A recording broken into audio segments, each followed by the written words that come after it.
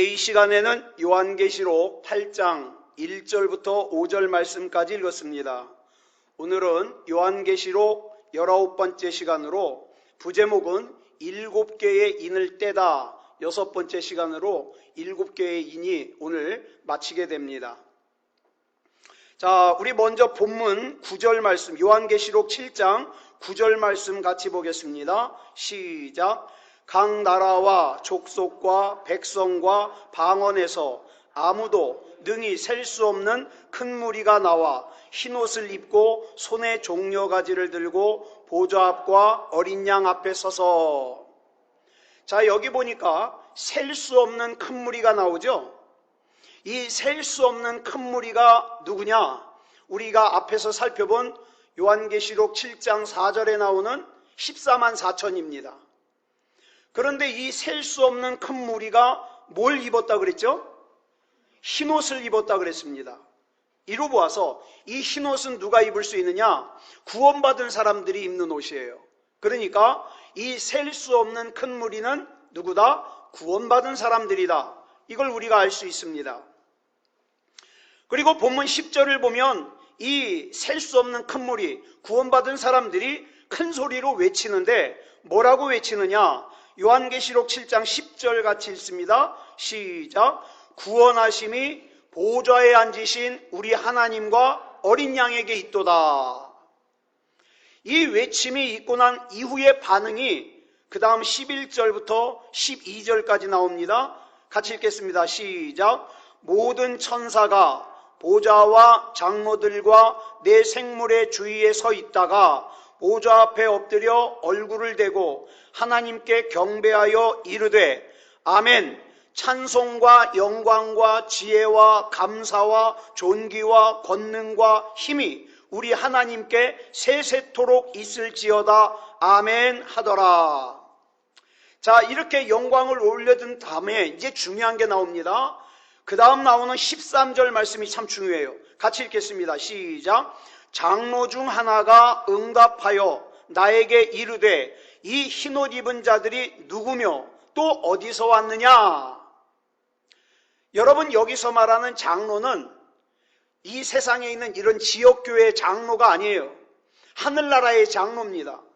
그런데 이 하늘나라의 장로가 질문하기를 이 흰옷 입은 자들이 누구며 또 어디서 왔느냐? 이렇게 질문합니다. 그랬더니 사도 요한이 14절에서 뭐라고 대답을 하냐면 내 주여 당신이 아시나이다. 이렇게 대답을 해요. 그랬더니 이 하늘나라의 장로가 자기가 한 질문에 자기가 대답을 합니다. 뭐라고 대답을 하느냐?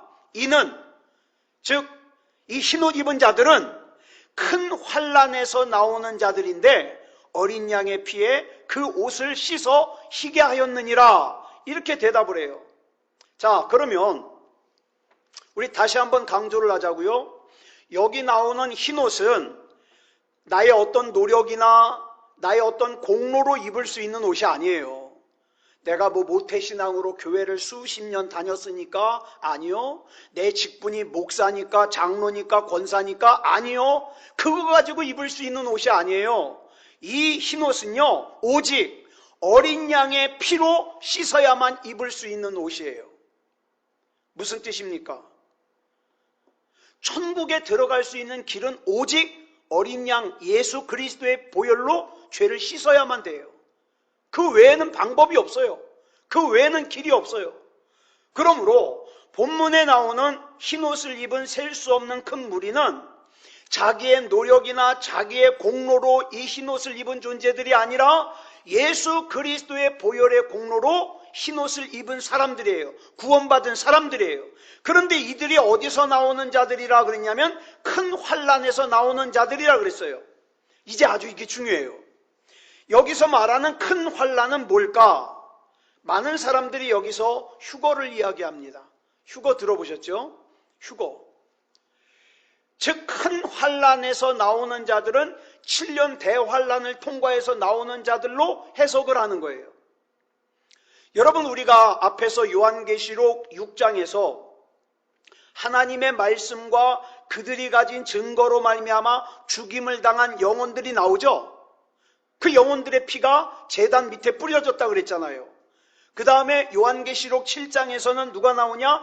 큰 환란을 통과해서 나오는 자들이 나와요. 이 큰 환란을 통과해서 나오는 자들이 구원의 대열에 합류하는 거죠. 그래서 이 말씀을 데살로니가 전서 4장 16절로 17절의 말씀과 연결지어서 휴거를 얘기하는 거예요. 우리 한번 같이 읽어볼까요? 시작. 주께서 호령과 천사장의 소리와 하나님의 나팔 소리로 친히 하늘로부터 강림하시리니 그리스도 안에서 죽은 자들이 먼저 일어나고 그 후에 우리 살아남은 자들도 그들과 함께 구름 속으로 끌어올려 공중에서 주를 영접하게 하시리니 그리하여 우리가 항상 주와 함께 있으리라. 이게 휴거의 광경이거든요. 자, 그런데 여기서 신앙생활하는 사람들의 허점이 발견되는 게 분명히 휴거가 있는 건 알아요. 언젠가 휴거가 있는 건 아는데 그 휴거가 지금이라고 생각하질 않아요. 그러니까 어떡합니까? 내가 휴거는 믿지만 언젠가 그날이 올 건 믿지만 그러나 지금은 아니니까 난 지금 딴 거 생각하면서 살 거야.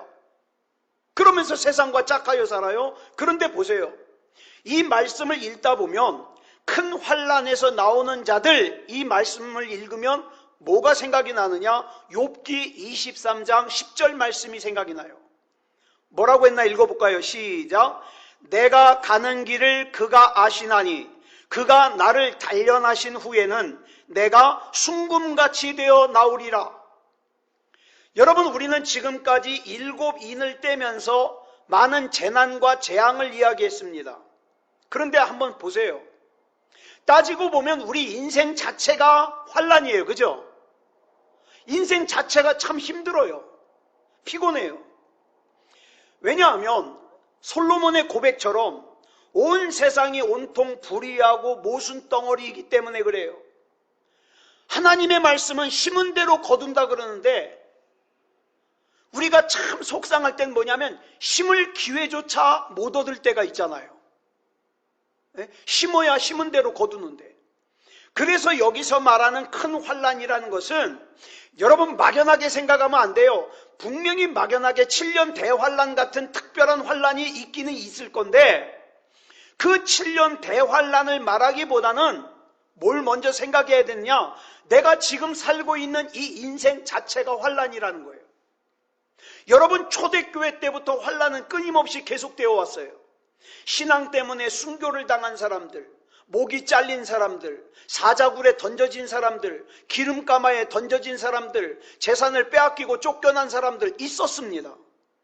또 지금도 마찬가지예요. 신앙 때문에 직장에서 불이익 당하는 사람들 있죠. 욕을 먹는 사람 있죠. 손해를 봐야 하는 사람 있죠. 희생해야 되는 사람도 있죠. 자존심이 상해야 되는 사람도 있죠.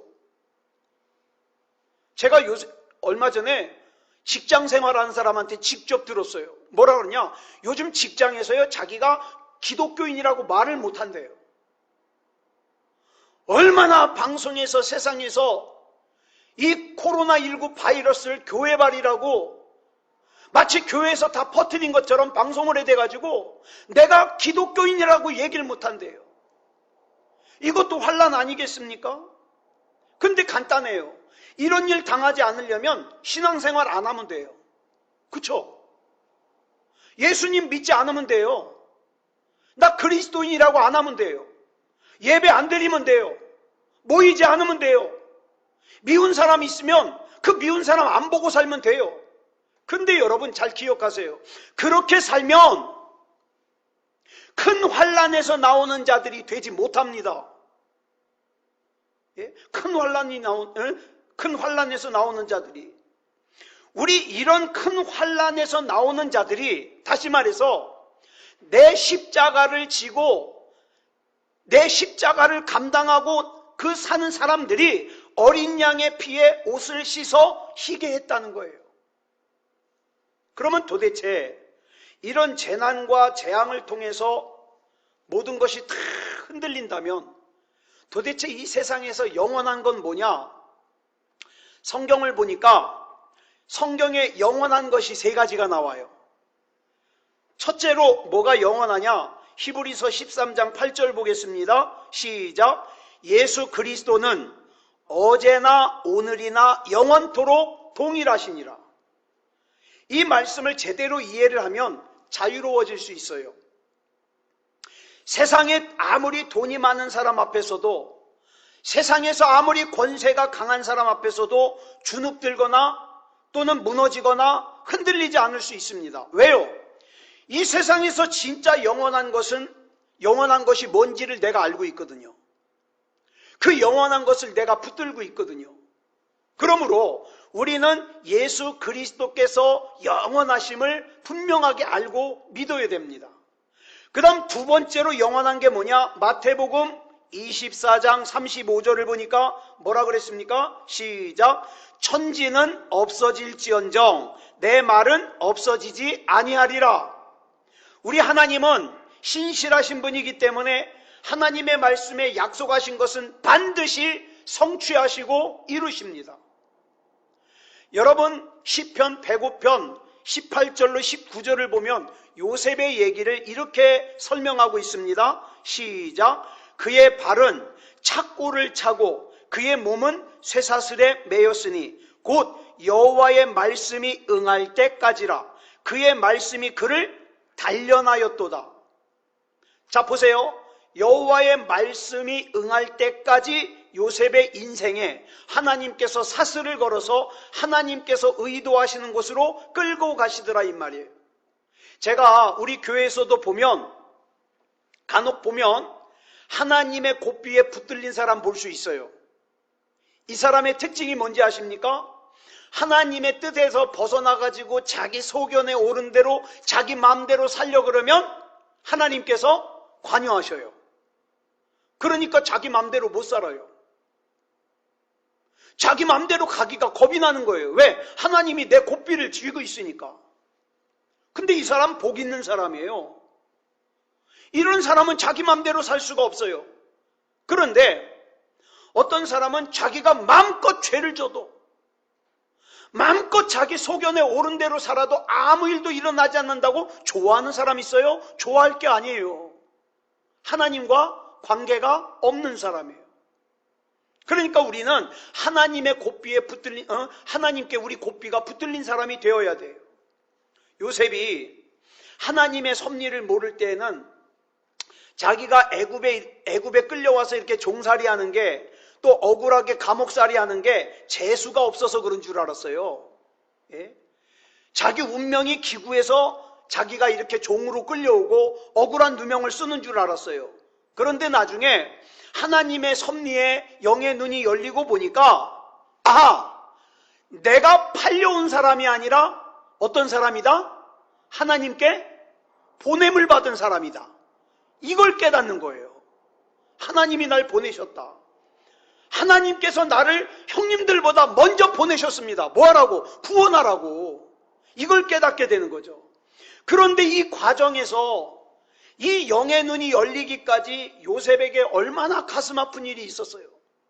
부모님과 떨어져 살아야 돼요. 형들이 나를 왜 팔았을까 생각할 때마다 막 부하가 치밀어요.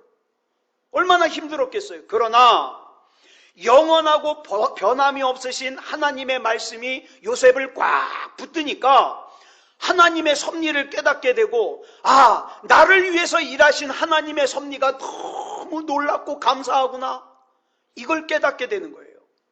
그래서 우리는 영원토록 변함없으신 하나님의 말씀을 신뢰하고 붙드는 씨름을 해야 되는 겁니다. 그 다음 세 번째로는 요한일서 2장 17절을 보겠습니다. 시작. 이 세상도 그 정욕도 지나가되 오직 하나님의 뜻을 행하는 자는 영원히 거하느니라. 여기 보니까 세 번째로 영원한 게 뭐라 그랬어요? 하나님의 뜻을 행하는 자. 하나님의 뜻을 행하는 자. 이 영원한 세 가지를 꼭 붙으시기 바랍니다. 자, 그 다음에 이제 우리가 오늘 같이 읽은 요한계시록 8장을 들어가게 됩니다. 요한계시록 8장에 들어가면서 이제 7개의 인 중에 마지막 7번째 인이 나와요. 자, 1절 말씀 읽겠습니다. 시작. 일곱째 인을 떼실 때에 하늘이 반시간쯤 고요하더니, 여기 보면 하늘이 반시간쯤 고요하다 그랬어요. 이거는 문학적인 표현이에요. 여러분, 지금 첫 번째 인부터 여섯 번째 인까지 다 떼어졌습니다. 이제 일곱 번째 마지막 인을 떼려고 하는 순간 고요해집니다.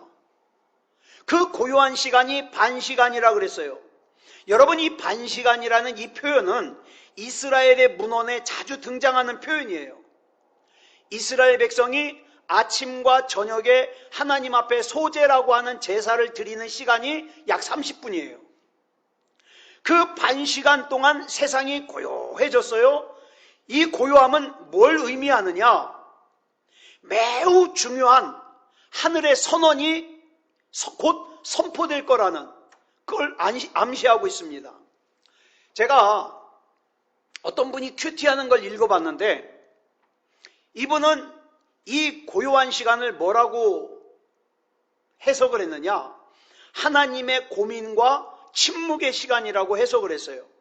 왜냐하면 여러분, 지난 첫 번째 인부터 일곱 번째 인을 떼기까지 재앙이 있었지만, 어려움이 있었지만 그래도 사람은 죽지 않았어요. 그런데 이제 앞으로 일곱 개의 나팔이 울려지게 되는데, 그 중에 세 번째 나팔을 불면서 사람이 죽는 재앙이 나와요. 드디어 이제 사람이 죽게 되는 거예요. 이제 이 일곱 나팔을 하나님께서 허락하셔야 일곱 나팔이 울리거든요. 그런데 이 일곱 나팔을 허락하시는 이 시점에서 하나님께서 고민하시는 거예요. 자, 그리고 무슨 일이 벌어졌습니까? 2절을 보겠습니다. 시작. 내가 봄에 하나님 앞에 일곱 천사가 서 있어 일곱 나팔을 받았더라. 여러분, 이걸 잘 봐야 되는 게, 첫째 인부터 일곱째 인까지 다 끝나고 그 다음에 첫째 나팔부터 이렇게 시작되는 게 아니에요. 첫째 인부터 떼어져 가지고 일곱 번째 인이 떼어지면서 그 가운데서 뭐가 시작되는 거예요? 일곱 나팔이 시작되는 거예요. 그러면서 이제 앞으로는 일곱 나팔을 설명을 합니다. 자, 3절 보겠습니다. 여기 줄친 것만 시작. 또 다른 천사가 와서 제단 곁에 서서. 자, 여기서 말하는 제단은 무슨 제단일까요? 이 제단은 뜬금없는 제단이 아니라, 우리가 앞에서 요한계시록 6장 9절에서 뭐가 나왔어요? 다섯 번째 인을 떼실 때에 하나님의 말씀과 그들이 가진 증거로 말미암아 죽임을 당한 영혼들의 피가 뿌려진 제단, 그 제단이에요. 그러면 한번 여러분 이 광경을 머릿속에 한번 그려보시기 바랍니다. 어떤 제단이 있어요.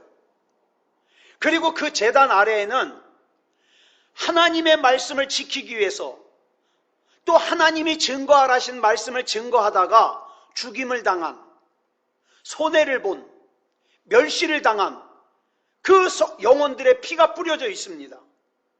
그런데 요한계시록 8장 3절을 보니까 그 제단 곁에 천사가 하나 서 있어요.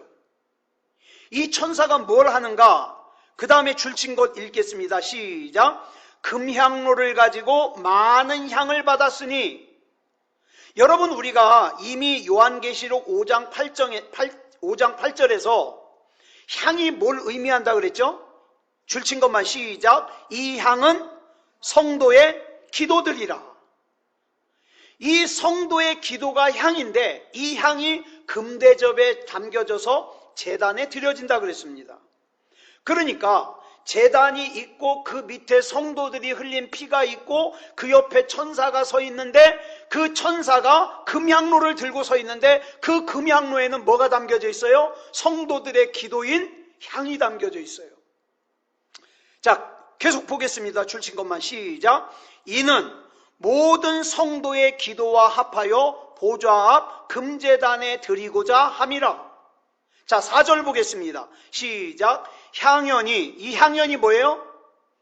예, 기도, 성도들의 기도. 다시 시작. 향연이 성도의 기도와 함께 천사의 손으로부터 하나님 앞으로 올라가는지라. 자, 그러면 여기 금향로 안에 담겨져 있는 이 성도들의 기도의 내용이 뭘까요? 이 향이 기도인 건 알겠는데 내용이 뭘까요? 그 기도의 내용이 우리가 요한계시록 6장 10절에서 이미 살펴본 내용이에요. 뭡니까? 시작. 거룩하고 참되신 대주제요, 땅에 거하는 자들을 심판하여 우리 피를 갚아주지 아니하시기를 어느 때까지 하시려 하나이까? 이 성도들의 기도, 이 기도가 지금 금향로에 담겨져서 천사의 손에 들려져 하나님 앞으로 올라간다 이 말이에요. 그러면서 어떻게 해요? 7 나팔이 시작이 되는 거예요. 그러면 여러분 생각에 이 7 나팔의 내용은 뭘까요? 7 나팔의 내용 간단합니다. 거룩하고 참되신 대주제여, 땅에 거하는 자들을 심판하여 우리 피를 갚아주지 아니하시기를 어느 때까지 하시려 하나이까? 라고 기도한 그 성도들의 기도에 대한 응답이 7 나팔이에요. 성경에 보면 예수님께서 세례 요한을 칭찬하십니다. 뭐라고 칭찬하시느냐? 여자가 낳은 자 중에 세례 요한보다 큰 이가 일어남이 없도다. 그러니까 가장 크다 이 말이죠. 칭찬하셨어요.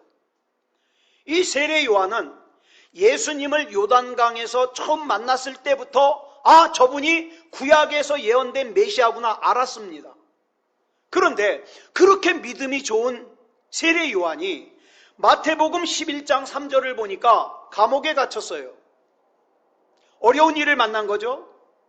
감옥에 갇힌 세례 요한이 자기 제자를 예수님께 보내가지고 뭐라고 묻느냐? 줄친 것만 읽겠습니다. 시작. 오실 그이가 당신이오니까 우리가 다른 일을 기다리오리까?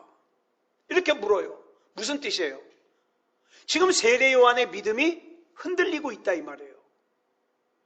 그런데 참 연약한 저는요, 이런 말씀이 너무 위로가 돼요. 왜냐하면 이렇게 믿음이 좋은 세례 요한도 믿음이 흔들렸다. 그러니 나 같은 거는 더 말할 것도 없죠. 그러니까 기도할 때 뭐라 그럽니까? 그러니까 하나님, 날 좀 굳게 붙잡아 주시옵소서. 이렇게 기도하는 거예요. 그런데 세례 요한이 보낸 제자들에게 예수님께서 뭐라고 말씀하시냐? 세례 요한이 이렇게 물었잖아요. 오실 그이가 당신입니까? 우리가 아니면 다른 메시아를 기다려야 됩니까? 물어보니까 예수님이 누가복음 7장 23절에서 이렇게 대답하셔요. 시작. 누구든지 나로 말미암아 실족하지 아니하는 자는 복이 있도다. 여러분, 그러니까 예수님 때문에 실족하지 않는 사람이 복이 있단 말이에요. 근데 가만히 보면 예수님 때문에 실족하는 사람은 별로 없어요. 뭐 때문에 실족합니까? 사람 때문에 실족하고, 환경 때문에 실족하고, 내가 기대한 대로 안 되니까 실족하는 거거든요. 근데 그런 것들이 뭐가 연결이 돼버리는 거예요? 예수님 때문에 실족하는 것과 연결이 돼버리는 거예요. 그래서 사람 때문에 신앙을 잃어버리고, 내가 기대한 대로 안 되니까 신앙을 잃어버리고. 그런데 여러분, 누가 오늘 이렇게 하나님 앞에서 결단하시겠습니까? 오늘 내가 당하는 일들 중에 비록 내 생각과 다르다 할지라도, 내가 기대한 것과 다르다 할지라도, 그럼에도 불구하고 주님이 옳습니다. 주님 뜻대로 되어지길 원합니다.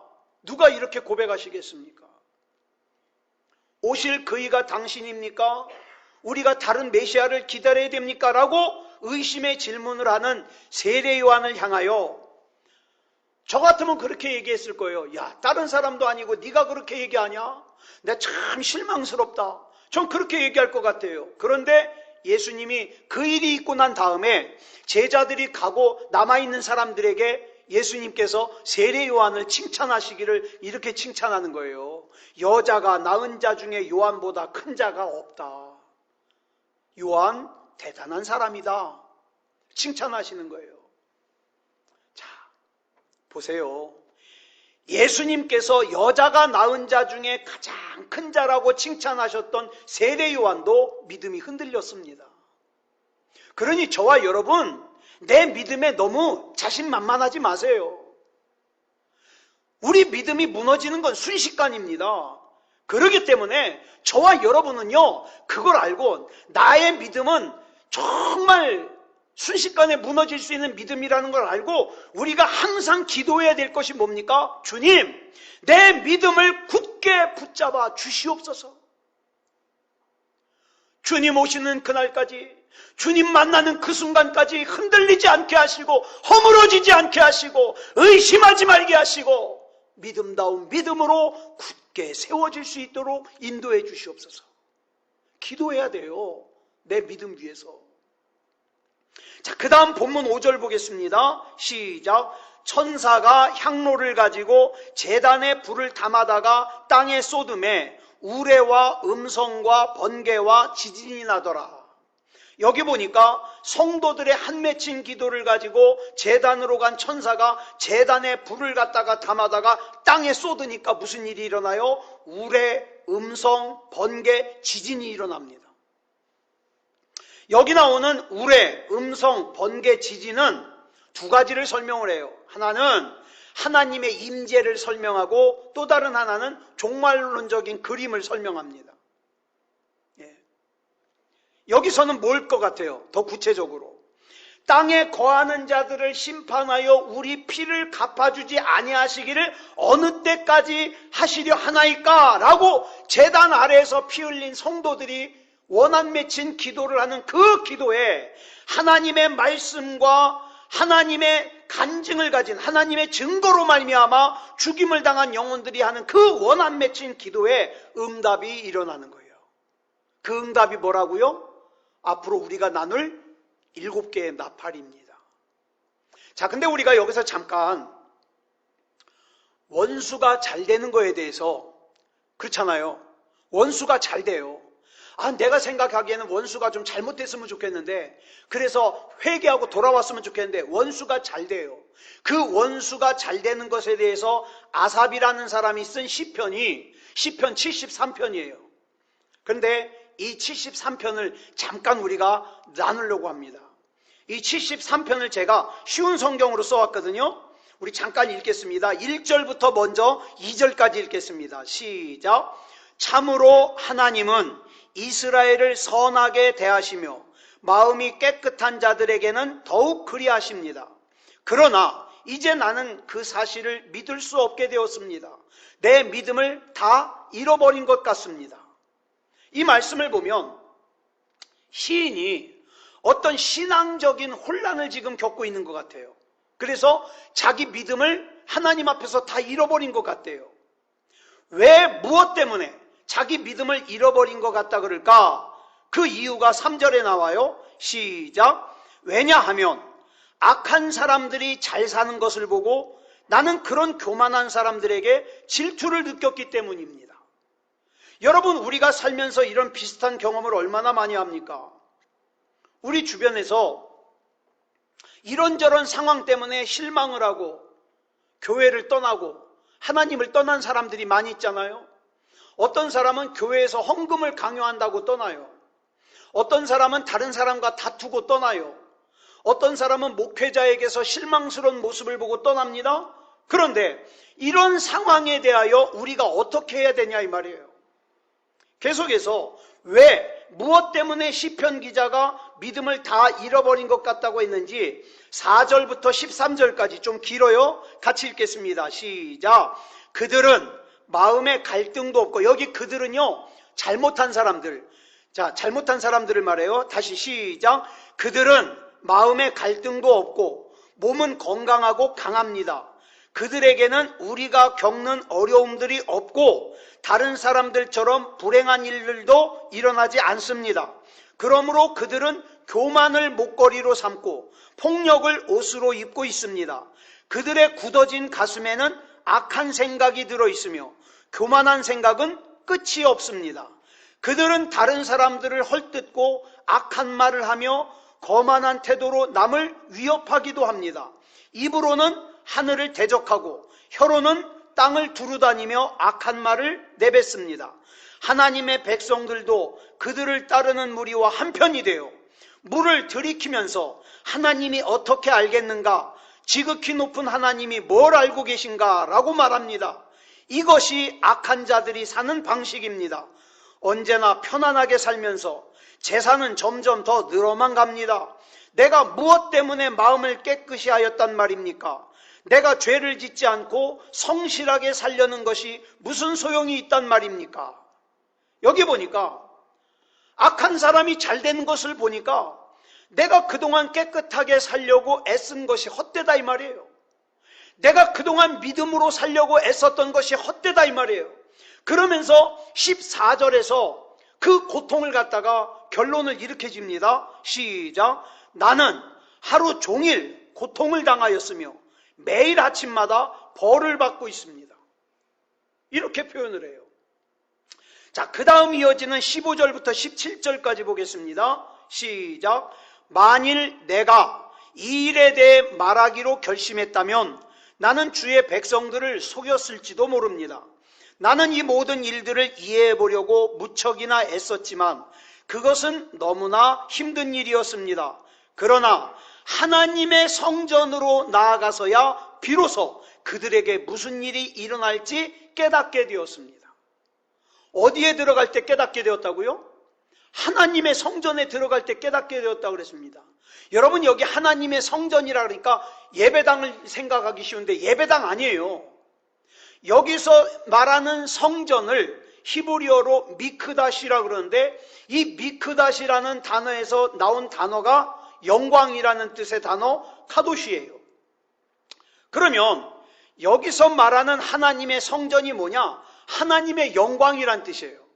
내가 하나님의 영광 안에 들어가니까 그 악인들의 종말이 어떻게 될 거라는 걸 알게 되었다는 뜻이에요. 그러면 그 다음에 18절부터 28절까지 보면 이 시편 저자가 하나님의 영광 안에 들어가면서 보게 된 악인들의 종말이 어떻게 되는지가 나와요. 같이 읽겠습니다. 시작. 참으로 주께서는 그들을 미끄러지는 곳에 내버려 두시고 그들이 망하도록 하실 것입니다. 순식간에 그들이 망하게 되며 공포 가운데 그들이 모두 죽어 없어질 것입니다. 잠에서 깨면 꿈인 것을 알듯이 오 주여, 주께서 오시면 주는 그들을 한낱 꿈처럼 무시하실 것입니다. 내 마음이 슬프고 가슴이 찢어질 듯 아파도 내가 어리석은 탓에 깨닫지 못하고 있었습니다. 나는 주 앞에서 마치 짐승과 같았습니다. 그러나 나는 이제 주와 항상 함께 있습니다. 주께서 주의 오른손으로 나를 꼭 붙들어 주십니다. 주의 가르침으로 나를 인도해 주시고 후에는 나를 영광 가운데 영접해 주실 것입니다. 하늘에서 주 외에 누가 내게 있겠습니까?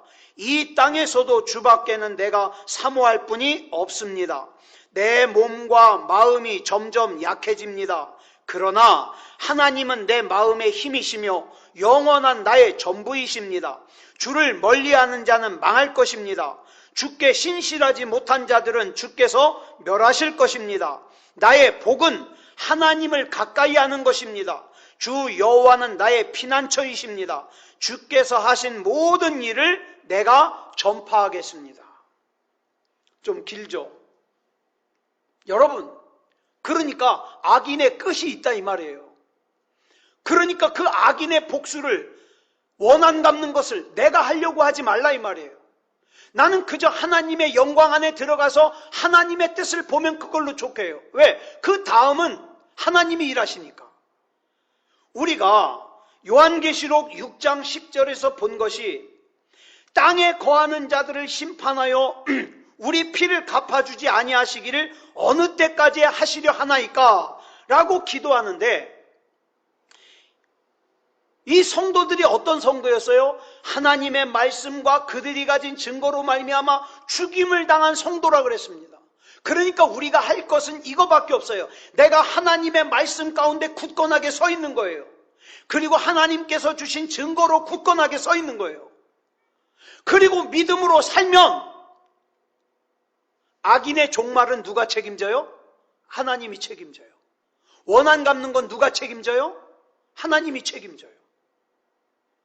자, 그런데 7번째 인을 떼면서 하늘에서 종말적인 그림을 보여주는데, 그 금대접과 향로가 제단에 쏟아지면서 모든 성도들의 한 맺힌 기도가 응답되는 게 나오는데, 그것이 뭐다?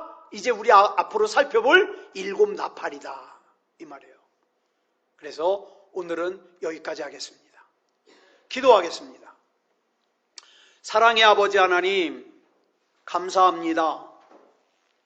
하나님의 은혜 가운데 때로는 우리가 신앙생활하는 것이, 하나님 말씀대로 사는 것이 답답해 보이고 미련해 보이고 어리석어 보이고 정말 이렇게 살아야 되는가 싶을 때도 있지만, 그러나 하나님, 우리가 하나님 앞에 우리 믿음을 지키고 하나님 말씀 가운데 굳건하게 서 있으면 우리의 모든 문제는 하나님께서 해결해 주심을 믿습니다.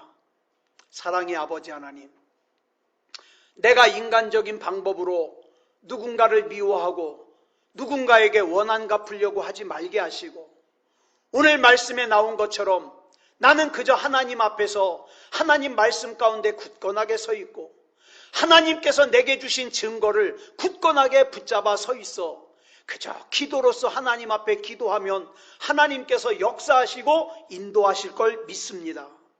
사랑의 아버지 하나님, 내 생각으로 죄짓지 말게 하시고 내 마음으로 죄짓지 말게 하시고 내 손과 발로 죄짓지 말게 하시고, 나는 그저 하나님을 예배하고 나는 그저 믿음 가운데 굳건하게 서 있을 수 있도록 인도하여 주시옵소서. 지금 세상에서는 정치적으로도 나하고 생각이 다르면 마치 원수를 보듯이 합니다. 하나님, 이 세상에는 진리가 없습니다. 오직 하나님만이 진리이십니다. 하나님의 뜻대로 이 나라 이 민족을 붙잡아 주시고 우리 교회를 붙잡아 주시고 우리 성도 한 사람 한 사람을 붙잡아 인도해 주시옵소서.